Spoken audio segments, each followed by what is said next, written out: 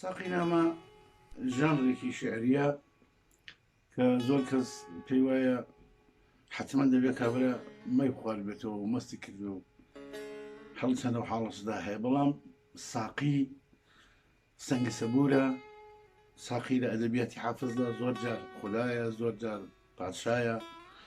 لە ئەدەبیاتدا ساقینامە هەیە. تەسکەرەی ئاتەشکەدە مەجموعەی 800 ساقینامەی ئەدەبیاتی فارسیە کە لە کوردی یەکەم شاعر ئیسفادەی لێ کردووە. شاعر ئەوەی لە دڵیدایە ڕوو دەکاتە ساقی و وەک سەنگە سەبورێک پێی دەڵێ. ئەمەش یەکە لە ساقینامەهای منە کەستن دووسێ دانم هەیە، ئەمەیانی ئەوڕۆیە پێشکەشی کەم بە خۆشەویستانە بینێرە.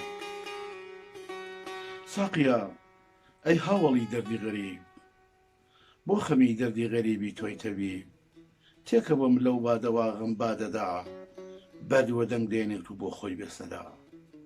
تێکە بۆم و لێم مەپرسە مەزهەبم، با کەمێتر دابەزێ ڕادەی تەبم. ئەو ژیانەی خۆشەگەڵ دڵخوازیە، هەر کەسێ ئەخلاقی خۆی جیاوازیە. لێگەڕێ هەر کەس لەگەڵ خۆی و دڵی، کوێ دەزانێ کوێ دەبێ ئاو و گڵی. ئەم سەیارەی وا کە هەر ئاو و گڵە، ئەو شتەی شادی بناسێتیا دڵە. هەر کەسێ خۆی و دڵی و خۆی و وڵی، یەک بە هوشیاری دەژی یەک غافڵی. تێکە بۆم تا لەم خەمەم غافڵ دەبم، تێکەڵی سەڵتی مەلی سەر چڵ دەبم. جا بەدەنگێکی کەمێ مەیلۆ بەگڕ، بۆ دەڵێم بەندێ لە پەرد و پەیکی پڕ. با بناڵێنم وەکو بلوێر بەسۆس لەو مقامانەی قەدیمی دەردی هۆز. دەردی هۆز و دەردی عشق و دەردی خەم، بەو مقامەی هەندێک خۆم خاڵی دەکەم. لای بە عەیب و شوورەیی و یاسای چەپەڵ، خۆ بە هیچ ڕازی نییە پیاوی دەغاڵ. شاد دەبی ئەو قەڵسە گریانی دەوێ، ئەو تەمی کەلەی بە هیچ شتێ ناڕەوێ. دەیگەڕێ هەرچی دەڵێ ئازادە هەر، قەت نەبێ هیوات بە شەخسی بێ هونەر. چۆن هونەر وەک پێسی ڕێوی دژمنە، بەو کەسەی مەحبوبی لای پیا و ژنە. چۆن هونەر داروی حەسوودی ئاو دەدا، ئاگری کینێ حەسوودان تاو دەدا.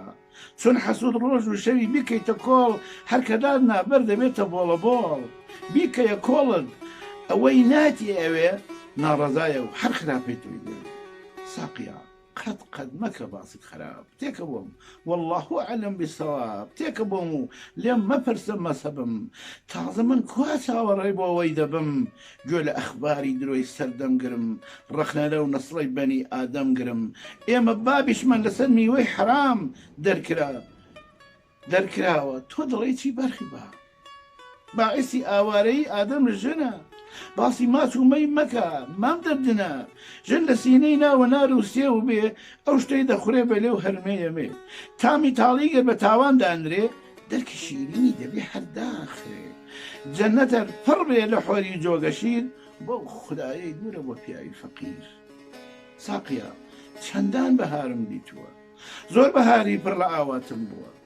شاد و دڵخۆش بووم بەوەی سەرمار ڕەوی، وا بەهارە و ڕەنگیشین دەگرێت زەوی. باقی شادی پرشکۆفەی گوڵ دەبێ، شادمانی بۆ گەلم حاصڵ دەبێ. شەق و غەرب و ڕاست و چەم خوار و سەر و خوێنی مشتن یەک پەتا هەر وەک زەرو.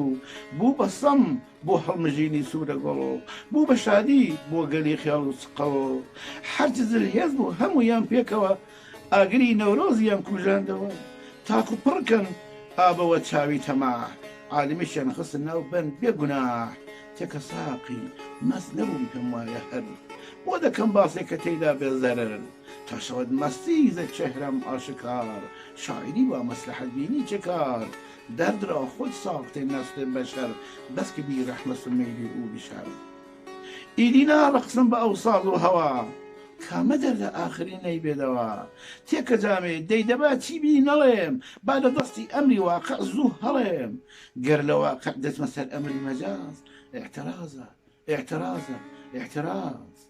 چۆن نەکەم من تو لە سوور و شین و ڕەش، وا کوڕی خاکێن بە ئیشتیا کردووە بەش. یەک دەڵێ خۆم دەچمەنێ و مانگ و مریخ، یەک دفکری منقەڵ و قلیان و سیخ. یەک بە تۆزێ خۆڵی سەر قەبری حوسێین، دەی هەوێ ئەم دەرەمان لابا لەبین. یەک بە زیندانکردنی میلەت دەماڵ، زوو دەگیرێتون کێوێشکی تەماڵ دەردەکەش ڕاستە ئەگەر جەمهوریە دەرکەوت بۆ نەوتە بۆ ئابوووریە میلەتی ژێردەسەگەر ئاگانە بێ مانگی شادیشی لەکەل ئاوا دەبێ میلەتێنەی ناسێ دۆست و دوشمنی خۆیە دەبێتە زامنی هێن بەڵێمان کورد بە ئەربابی درۆ بووینە خەنجەر بووینەتە خەنجەر وەشێنی خۆ بەخۆ هێندە هیچ و پوت لەنەو شەرقی وەسەر بوونە کۆخای میلەتی بێ مافوخەت پاکوپیز معلوم نییە وا تێکەڵن هەر خەریکی فاکوفێک و گۆنگەڵن ساقیا خودکردرا تدبیر نیست تا جوان در فکر پند پیر نیست لاجرم پیمانه یاری او شود تا مگر دستش به مستی رو شود مافی خۆیە لەم سەری ساڵی بەهار لێ حرام کەن سەیری باغ و سەوزەدار سەیری هاڕەی ئاوەکەی شەڵماژ نەکا سەیری چاوی ڕابعەی گەرماژ نەکا سەیری سەیرانگای سنە و ئاوێر نەکا سەیری کرماشان و بێستون هەر نەکا سەیری ڕێژا و قەڵاقیران نەکا سەیری داڵاهوو تەتە و ئەیوان نەکا جامەگەر جامێ لەدەست ساقی ئەلاز وەرگرێ و مەست بێ خولایی مەستی ماز هەز نەکا ئەم دەرد و حەسر و بەندیە بشڵەقێنێ ئەم سەبوری و مەندیە دەرد و دەرمان پێکەوەن ئەمجا بڵێن جوان و پیری یەک ڕەنگ و یە پابەرزا بڵێن خوایە ئاسۆیەکی ڕوون دەرخەی بەسە میلەتی کورد زۆر لە مێژە بێ کەسە میلەتی کورد زۆر لە مێژە بێ